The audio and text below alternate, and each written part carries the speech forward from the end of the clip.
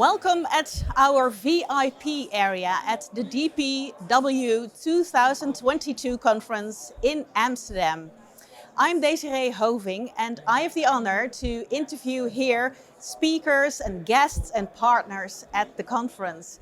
Next to me is sitting Pierre-Francois, and you are here the supply chain and operation lead for Europe from Accenture. So welcome. Thank you for welcoming me, and I'm very happy to be at DPW. It's been the last 2-3 years has been terrific. No face-to-face meeting, and it's so good to have the opportunity to interact and hear what clients have to say. And the world is changing every day, so you need to be connected and connect face-to-face with your client to understand what's going on and how to be relevant. I'm so glad you are here. So let's talk about these last 2-3 years where we couldn't see a lot of people because of the pandemic. There have a lot of turmoil been in this world. So what are the global trends you have to deal with nowadays? Well, if you look at the last 2-3 years, there's been a world of turmoil, a lot of disruption, events all over the place, geopolitical, macroeconomics with inflation, climate change. Let's be, disruption is a new normal, and supply chain lead, procurement leads have to cope with this level of uncertainty. So how do you do that?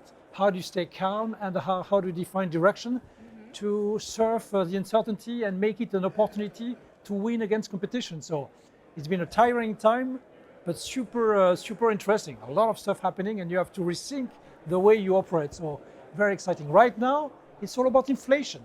Inflation disappeared for the last 20 years, and look, we are in the 6, 8, 10% inflation. Totally new environment for procurement professionals. So how do you cope with that? How do you change the way you operate?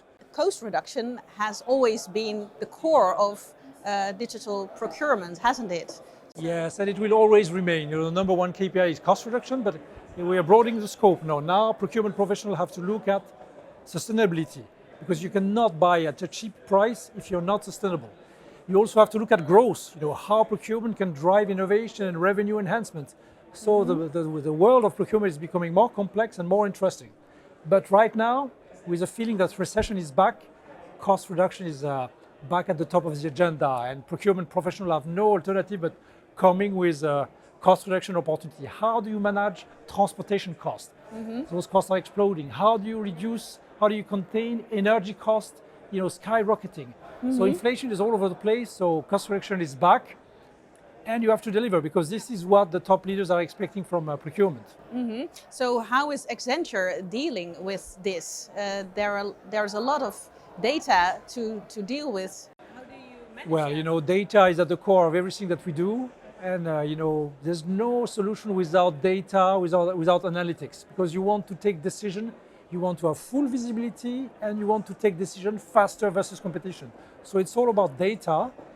For example, talking about inflation, you need to understand what is your contractual exposure. You can't, if you have 1,000 of contracts, you cannot do that without analytics. So analytics is at the core, and reactivity, agility is the name of the game for procurement professional to make the right decision faster versus competition. Aha.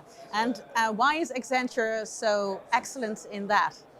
Well, we are, because, we need to respond to our clients' challenges. What we try to do is to come up with industrialized solutions, because our clients do not want to go for PowerPoint. They want to have plug and play solutions. This is the name of the game. And a new element that we see is there is such a shortage of talents that our clients now, they do not ask about, design the solution. They ask us, help us operate, help us get the right skills, because there is a competition for the best skills, and all our clients are facing talent shortage. And this is a new equation. It's not about, nice PowerPoint to say what to do. No, it's help me do it, because I don't have the skill, I don't have the capabilities, and I can't wait 6 months. So Accenture is really keen in helping those Yes, clients. what we typically do, we build the capabilities and then we transfer to clients, because they think this is a core process, so they don't want to Accenture to run it for ages.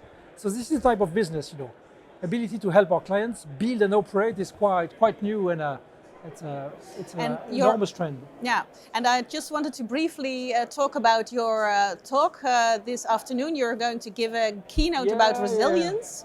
So Can we're gonna discuss about resilience. But resilience is a typical buzzword. Everyone is talking resilience to such a point that at the end of the day you don't know what it is. So we come up with very simple question. What do we mean by resilience? How do you measure the resilience of the end-to-end supply chain? Is there a measure for it? What are the costs of resilience? What does it cost to be more resilient? What are the incremental revenues? So we came up with a model that we built together with the MIT to try to answer those questions. How do you measure the resilience of one company, and what are the priorities to close the gap to really build a competitive advantage around resilience? So it's very exciting, and I'm going to pitch together with my colleague, Professor David Simchi-Levi from MIT, and we think we did something quite special, so we're very proud. So hope you're going to enjoy the presentation. I'm going to look forward to it. So I wish you a lot of luck with your presentation and with networking at this fantastic conference. A lot of fun, a lot of drinks with my clients, with my colleagues. So happy to be here again. Yeah, thank you so much, Pierre-Francois. Talk to you soon. Talk to you soon.